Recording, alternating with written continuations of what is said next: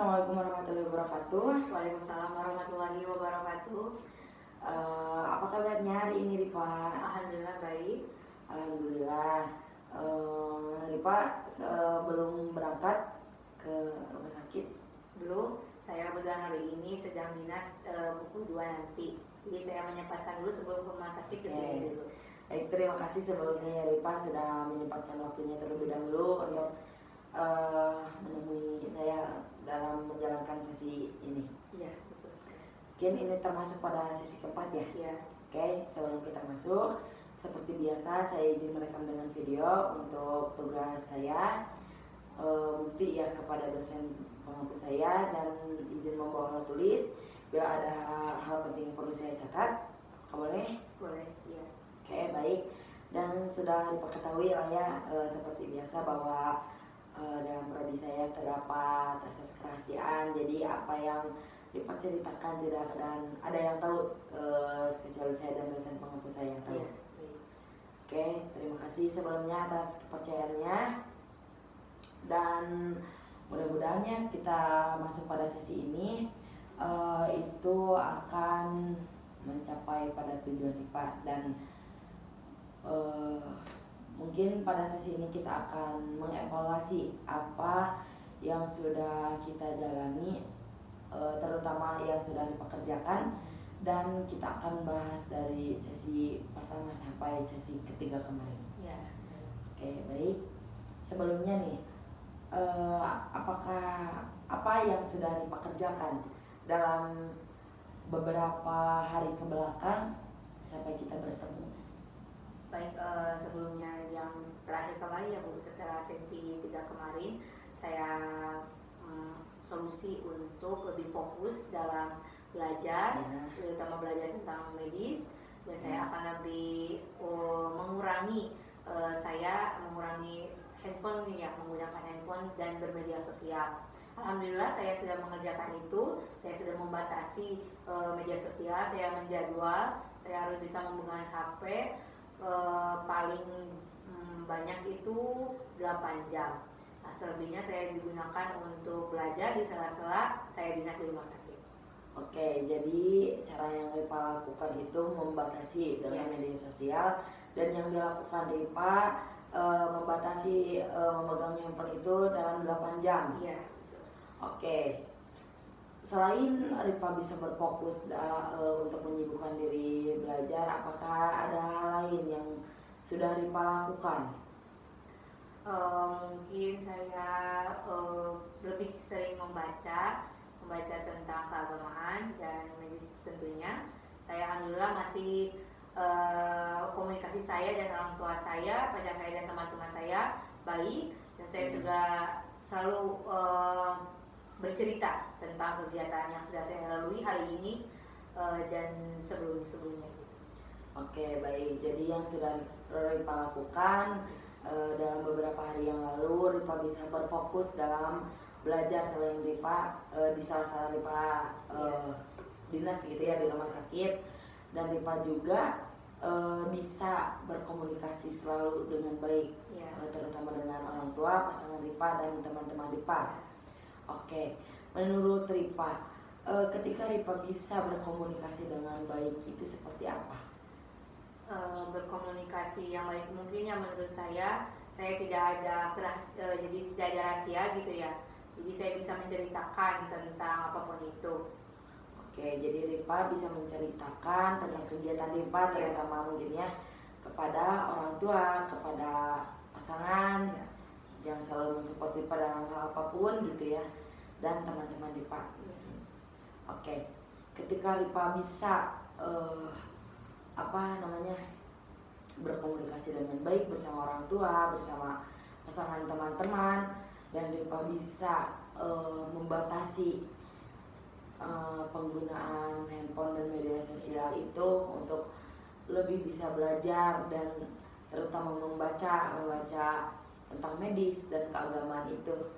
Apa yang Ripa rasakan ketika Ripa mampu mencapai sampai titik itu gitu? Saya mungkin lebih sedih, tenang ya, jadi tidak berpengaruh tentunya terhadap media sosial itu sendiri. Oke, selain Ripa bisa merasa tenang, apakah ada perasaan lain yang Ripa rasakan ketika Ripa mampu yang di mana tadinya Ripa selalu mengurung diri, berpikiran negatif terhadap orang lain gitu, dan Ripa bisa berada sampai di titik ini, itu bagaimana perasaan Ripa? Senang sekali saya akhirnya menjadi mampu gitu ya, mampu untuk berkomunikasi yang lebih intens mungkin tentang ke ibu saya, Oke. pacar dan teman-teman saya pun gitu. Jadi sebisa mungkin apapun itu akan saya komunikasikan. Ya, alhamdulillah saya sedikit tenang dan bahagia sekali. Oke, jadi Ripa dengan cara Ripa bisa berkomunikasi dengan baik sampai titik ini Ripa sangat senang sekali gitu ya, bisa lebih dekat dengan keluarga, dengan pasangan dan teman-teman Ripa, tentunya begitu. Oke, dan dalam pertemuan terakhir kemarin Ripa membayangkan di mana Ripa mempunyai gambaran kesuksesan Ripa. Dan Ripa mempunyai beberapa solusi dengan yang sudah tadi Ripa sebutkan juga. Nah, kira-kira dengan Ripa mempunyai solusi tersebut dan dengan hubungan baik Ripa bersama orang-orang terdekat Ripa, apakah Ripa yakin untuk mencapai kesuksesan Ripa? Yakin. Yakin? Iya. Kenapa Ripa bisa yakin? Karena saya sudah bisa melakukan ya tadi seperti tadi saya sedang belajar gitu ya, berfokus dalam belajar dan mengurangi tentang gadget tentunya. Iya. Jadi saya insya Allah bisa untuk mencapai kesuksesan itu. Oke. Dengan Ripa mempunyai segala kesuksesan yang sudah Ripa gambarkan, yang sudah Ripa dapat untuk mencapai kesuksesan Ripa, nah kita kembali lagi dengan permasalahan awal Ripa, di mana Ripa mempunyai permasalahan pikiran yang selalu overthinking, negatif terhadap orang-orang terdekat Ripa. Dan apakah Ripa yakin dengan Ripa selalu berkomunikasi terhadap terutama orang tua dan pasangan, dengan Ripa selalu membicarakan kegiatan Ripa sehari-hari, dengan Ripa selalu mendekatkan diri lah atas komunikasi yang Ripa sampaikan gitu, apakah Ripa yakin itu akan semakin membuat hubungan Ripa bersama orang-orang terdekat itu lebih baik lagi seiring berjalannya waktu dengan Ripa tidak mengurung diri? Apakah Ripa yakin dengan solusi tersebut Ripa akan selalu dalam titik seperti ini gitu? Yakin. Yakin? Iya. Bagaimana Ripa bisa yakin dengan apa yang sudah Ripa lakukan? Karena mungkin setelah saya menceritakan tentang apapun itu keluh kesah saya di setiap harinya, jadi pikiran negatif itu tidak akan ada lagi di pikiran saya. Jadi setelah saya menceritakan pun, jadi dia akan hilang gitu pikiran negatif itu. Oke, jadi mungkin yang dipikirkan oleh Ripa seiring berjalannya waktu, ketika Ripa mampu berkomunikasi setiap harinya akan merubah pikiran Ripa gitu ya, yang negatif itu. Oke, baik. Dan apa sih yang Ripa rasakan setelah mengikuti sesi konseling bersama saya? Alhamdulillah saya merasa bahagia karena mungkin saya bisa menceritakan keluh kesah saya hanya dengan Ibu Ica sendiri. Saya akhirnya mampu untuk bisa berkomunikasi lebih detail lagi dengan kedua orang tua saya, dengan teman saya dan dengan sahabat-sahabat saya tentunya. Oke, baik. Dan Ripa mungkin sedikit demi sedikit solusi yang sudah kita gali bareng-bareng itu bisa Ripa jalankan dan permasalahan Ripa sedikit demi sedikit terselesaikan. Oke, dan sebelumnya saya izin membahas dari sedikit lah ya dari awal pertemuan sesi 1 beberapa minggu lalu gitu sampai kita bertemu hari ini. Mungkin dimana dalam sesi 1 itu Ripa mempunyai permasalahan yang sangat membebani diri Ripa gitu ya. Betul. Dimana Ripa tidak berkomunikasi dengan siapapun, maksud dalam artian mungkin Ripa tidak membuka diri Ripa gitu ya. dan apapun yang Ripa rasakan Ripa selalu memendamnya sendiri gitu, dan Ripa hanya bisa berpikiran negatif kepada orang lain yang mungkin kurang lebihnya Ripa berpikir bahwa orang lain itu tidak sayang gitu terhadap diri Ripa gitu ya. Ripa capek sendiri gitu, apapun mengerjakan sendiri tanpa ada orang yang, terutama orang tua, menanyakan kabar Ripa baik-baik saja atau tidak, mungkin ya begitu. Dan Ripa sangat memikirkan hal itu. Iya. Meskipun Ripa juga lebih dekat bersama nenek ya, Iya. lebih dekat bersama nenek, tapi dalam sisi lain juga Ripa memikirkan, karena tetap ya namanya apalagi orang tua pasti kepikiran baik buruknya perlakuannya terhadap kita mungkin ya. Dan Ripa juga mempunyai permasalahan bersama pasangan Ripa yang dimana yang dulunya mempunyai kesalahan, dan sampai akhirnya Ripa juga bisa memaafkan, Ripa juga bisa memaafkan, memberi kesempatan kepada dia gitu bahwa dia akan berubah meskipun dengan cara Ripa menghilang terlebih dahulu gitu ya. Dan itu berhasil juga Ripa dapatkan karena dia kembali dengan cara dengan sikap dia yang berubah gitu ya. Oke, dan hubungan pertemanan Ripa yang dimana tadinya Ripa mempunyai pikiran negatif kepada teman karena kesalahpahaman, tidak banyak bertemu mungkin tadinya dengan segala kesibukan masing-masing, dan akhirnya Ripa bisa berkomunikasikan kepada teman. Ripa juga bisa komunikasi kembali dengan sempat berkumpul kembali bersama teman-teman Ripa mungkin ya, kurang lebih seperti itu.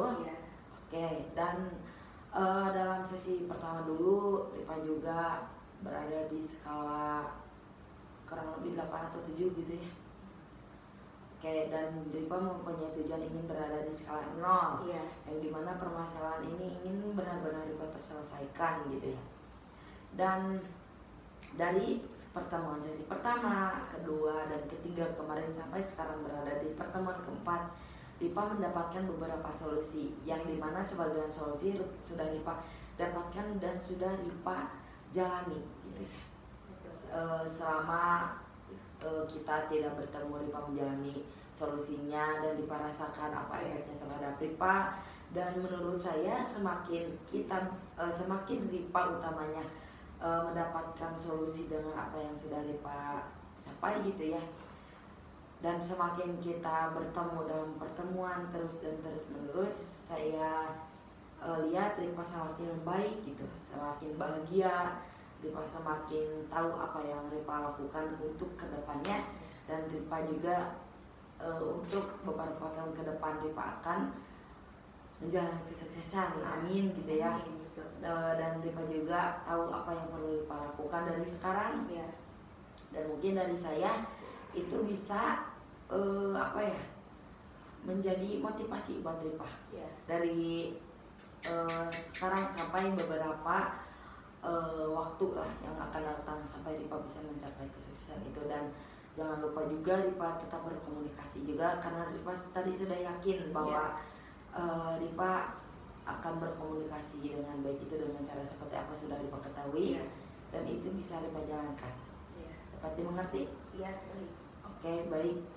Seperti biasanya di sini saya mempunyai skala atau angka dari 0 sampai 10, yang dimana angka 0 ini Ripa mempunyai perasaan sangat bahagia sekali tanpa mempunyai permasalahan, dan di angka 10 itu Ripa mempunyai permasalahan yang begitu berat. Dalam pertemuan terakhir kita kemarin Ripa berada di skala 1.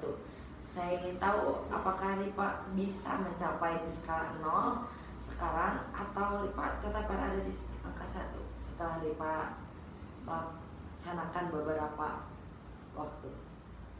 Untuk pada sesi konseling ini saya berada di titik 0, yaitu saya merasa sangat bahagia sekali dan tidak ada permasalahan.